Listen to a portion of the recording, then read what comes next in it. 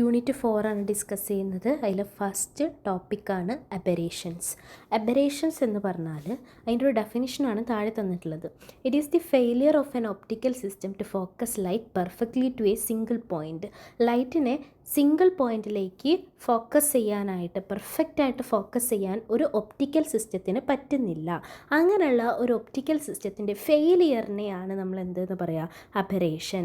അതായത് നമുക്ക് വരുന്ന നമ്മളുടെ ഒരു ഒപ്റ്റിക്കൽ സിസ്റ്റത്തിലേക്ക് വരുന്ന എല്ലാ റേസിനെയും, ഇപ്പോൾ ഒരുപാട് റേ ഇതുപോലെ വരുന്നുണ്ട്, അതിനൊക്കെ എന്ത് ചെയ്യാണ്, ഒരൊറ്റ സിംഗിൾ പോയിൻറ്റിലേക്ക് നമുക്ക് എന്ത് ചെയ്യാൻ പറ്റണം, ഫോക്കസ് ചെയ്യാനായിട്ട് പറ്റണം.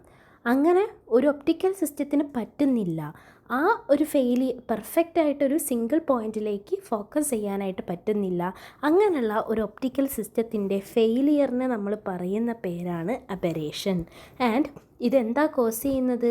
It causing blurred distorted or coloured images instead of sharp true to life reproductions. അതായത് ട്രൂ ടു ലൈഫ് റീപ്രൊഡക്ഷൻസ് എന്ന് പറഞ്ഞാൽ അവിടെ ഒറിജിനൽ നമുക്ക് കിട്ടിയിട്ടുള്ള ഒരു ഇമേജ്. ഇപ്പോൾ ഇവിടെ ഒരു ഹ്യൂമൻ ബീയിങ് ആണ് ഉള്ളത് എങ്കിൽ ഇവിടെ നമുക്ക് ഇമേജും എന്തായിരിക്കണം, ആ സെയിം ഹ്യൂമൻ ബീയിങ്ങിനെ തന്നെ കിട്ടണം. പക്ഷേ ഇവിടെ എന്താ നമുക്ക് കിട്ടുന്നത് ഇങ്ങനെയൊന്നും ആവില്ല. ചിലപ്പോൾ ബ്ലർഡായിട്ടുള്ള ഒരു ഇമേജ് ആയിരിക്കും നമുക്കിവിടെ കിട്ടുക. അതിന് ഷാർപ്പായിട്ടുള്ള ഇമേജ് ആവില്ല. ബ്ലർഡായിട്ടുള്ള, കുറച്ച് കളേർഡായിട്ടുള്ള, ഡിസ്റ്റോർട്ടഡ് ആയിട്ടുള്ളൊക്കെ ഇമേജ് ആയിരിക്കും നമുക്ക് കിട്ടുക. അങ്ങനെയുള്ള ഒരു ഒപ്റ്റിക്കൽ സിസ്റ്റത്തിൻ്റെ ഫെയിലിയറിനെ നമ്മൾ പറയുന്ന പേരാണ് അപ്പം അബറേഷൻ. അപ്പോൾ അബറേഷൻ എന്ന് പറയുന്നത് ഒരു ഒപ്റ്റിക്കൽ സിസ്റ്റത്തിൻ്റെ ഫെയിലിയറാണ്. നമുക്ക് എന്ത് ചെയ്യാൻ പറ്റില്ല, ഒരു ഇമേജിനെ അല്ലെങ്കിൽ ഒരു ലൈറ്റിനെ ഒരു സിംഗിൾ പോയിൻറ്റിലേക്ക് ഫോക്കസ് ചെയ്യാനായിട്ട് പറ്റില്ല. അപ്പോൾ നമുക്ക് റിയൽ ലൈഫ് ആയിട്ടുള്ള ഇമേജിന് പകരം ഡിസ്ട്രോർട്ടഡ് ആയിട്ടുള്ള, ബ്ലഡ് ആയിട്ടുള്ള ഇമേജിനെ ആയിരിക്കും നമുക്ക് കിട്ടുക. ഇനി next, the departure of real image from the ideal image in respect of the actual size, shape and position of the aberrations. അതായത് ഇതെന്താണ്, റിയൽ ഇമേജിൽ നിന്ന് അല്ലേ, departures of real images from the ideal image. അവിടെ തന്നിട്ടുള്ള ഇമേജിൽ നിന്ന് നമുക്ക് കിട്ടിയിട്ടുള്ള ഇമേജിന് എന്തുണ്ടായിട്ടുണ്ട്, ഒരു മാറ്റം ഉണ്ടായിട്ടുണ്ട്. In respect of actual size, എന്തിൻ്റെയൊക്കെ ടേംസിലാണ് അതിന് മാറ്റം ഉണ്ടായത്, സൈസ്, ഷേപ്പ്, അതേപോലെ തന്നെ അതിൻ്റെ പൊസിഷൻ. ഇതിനൊക്കെ എന്ത് ചെയ്തിട്ടുണ്ട്, ആക്ച്വൽ അതിനുണ്ടായിരുന്ന സൈസ്, അതിൻ്റെ ഷേപ്പ്, അതിൻ്റെ പൊസിഷൻ, ഇതിനൊക്കെ എന്തുണ്ടായി, മാറ്റം ഉണ്ടായിട്ടുണ്ട്. സോ അങ്ങനെ ഒരു ഐഡിയൽ ഇമേജിൽ നിന്ന് റിയൽ ഇമേജിന് ഡിപ്പാർച്ചർ ഉണ്ടായിട്ടുണ്ട്. അതിനെ നമ്മൾ പറയും അബറേഷൻ. സോ അബറേഷൻ്റെ നെക്സ്റ്റ് ഡെഫിനേഷനാണ് the departure of real images from the ideal images in respect of actual size, shape and position. നമുക്കിവിടെ ഫോർ എക്സാമ്പിൾ നമുക്കിവിടെ തന്നിട്ടുള്ളത് ഇവിടെ ഇങ്ങനെയുള്ളൊരു മെഴുകുതിരിയാണ് തന്നിട്ടുള്ളതെന്ന് വെച്ചാൽ അതിൻ്റെ സൈസ് ഇത്രയാണ്.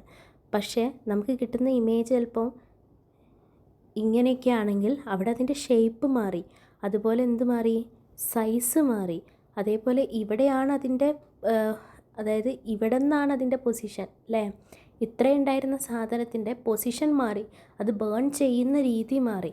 അപ്പോൾ ഇതെല്ലാം എന്തിന് എക്സാമ്പിളാണ്, അബറേഷന് എക്സാമ്പിളാണ്. ഇനി നമുക്ക് മെയിനായിട്ട് എക്സാമിന് ചോദിക്കാം എന്താണ് അബറേഷൻ. അതേപോലെ അബറേഷനെ നമ്മൾ എങ്ങനെയാണ് ക്ലാസിഫൈ ചെയ്തിട്ടുള്ളത്. അബറേഷനെ രണ്ടെണ്ണമായിട്ട് ക്ലാസിഫൈ ചെയ്തിട്ടുണ്ട്. First one is monochromatic aberration and second one is chromatic aberration.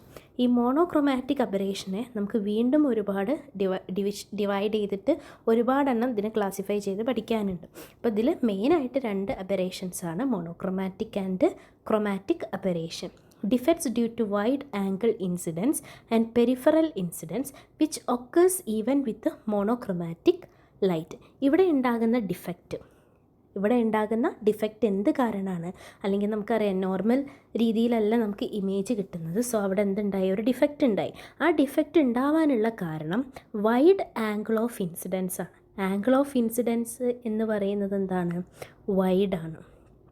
Angle of incidence I എന്ന് പറയുന്നത് വൈഡാണ്. പിന്നെ ഉള്ളത് എന്താ, പെരിഫറൽ ആയിട്ടുള്ള ഇൻസിഡൻസ്. ഈ രണ്ട് റീസൺസ് കാരണമാണ് മോണോക്രോമാറ്റിക് അബറേഷൻ ഉണ്ടാവുന്നത്. Which occur even with monochromatic light. നമുക്ക് മോണോക്രോമാറ്റിക് ലൈറ്റ് യൂസ് ചെയ്യുകയാണെങ്കിലും ഇതുപോലുള്ള ഡിഫക്ട്സ് എന്ത് ചെയ്യാറുണ്ട്, ഉണ്ടാവാറുണ്ട്. അപ്പോൾ ഡിഫക്റ്റ് മെയിൻലി ഇവിടെ ഡ്യൂ ടു എന്താണ്, വൈഡ് ആംഗിൾ ഇൻസിഡൻസ്, അതേപോലെ തന്നെ പെരിഫറൽ ഇൻസിഡൻസ്, ഈ 2 റീസൺസ്. പിന്നെ ഈവൻ വിത്ത് മോണോക്രോമാറ്റിക് ലൈറ്റും മോണോക്രോമാറ്റിക് അബറേഷൻ ഉണ്ടാവും. ഇനി അടുത്തതാണ് ക്രൊമാറ്റിക് അബറേഷൻ. ക്രൊമാറ്റിക് അബറേഷൻ എന്ന് പറഞ്ഞാൽ ലൈറ്റിന് ഡിസ്പേർഷൻ സംഭവിക്കുന്നത് വഴി ഉണ്ടാകുന്ന ഒരു ഡിഫക്റ്റാണെന്ത്, monochromatic aberration. So monochromatic aberration is a defect that occurs due to dispersion of light. ലൈറ്റിൻ്റെ ഡിസ്പേർഷൻ വഴി ഉണ്ടാകുന്നതാണ് chromatic aberration. Occur with light that contains at least 2 wavelength. At least എന്ത് വേണം, 2 വേവ് ലെങ്ത് ഉള്ള ലൈറ്റ്സിലാണ് എന്ത് നടക്കുന്നത്, ക്രൊമാറ്റിക് അബറേഷൻ നടക്കുന്നത്. അപ്പോൾ ഒന്നാമത്തെ ലൈറ്റ് ഇപ്പം ഒരു റെഡ് ലൈറ്റ് ഉണ്ടെന്ന് വിചാരിക്കുക. നെക്സ്റ്റ് ലൈറ്റ് ഒരു ഗ്രീൻ ലൈറ്റ് ആണെങ്കിൽ ഇതിൻ്റെ 2 എണ്ണത്തിൻ്റെയും വേവ് ലെങ്ത് എന്താ, ഡിഫറെൻ്റ് ആണ്. ഇത് λ1, ഇത് λ2. സോ ഇത് 2 എണ്ണമുള്ള λ1 + λ2 എന്ന് പറയുന്ന ലാംഡ, ഈ വേവ് ലെങ്ത് ഉള്ള ഒരു ലൈറ്റാണ് ഇവിടെ ഇൻസിഡൻറ്റ് ചെയ്യുന്നത് എങ്കിൽ അവിടെ ഉണ്ടാവുന്ന അബറേഷനാണ് എന്ത്, ക്രൊമാറ്റിക് അബറേഷൻ. സോ മോണോക്രൊമാറ്റിക് എന്ന് പറഞ്ഞാൽ അവിടെ എന്തുണ്ടാവുള്ളൂ, ഒരു സിംഗിൾ വേവ് ലെങ്തേ ഉണ്ടാവുള്ളൂ. അങ്ങനെയുള്ള ലൈറ്റിൽ ഉണ്ടാകുന്ന aberration monochromatic aberration. And chromatic aberration എന്ന് പറഞ്ഞാൽ അറ്റ്ലീസ്റ്റ് എന്ത് വേണം, 2 വേവ് ലെങ്തെങ്കിലുമുള്ള ഒരു ലൈറ്റിൽ നടക്കുന്ന അബറേഷനെയാണ് നമ്മൾ എന്തെന്ന് പറയുക, ക്രൊമാറ്റിക് അബറേഷൻ.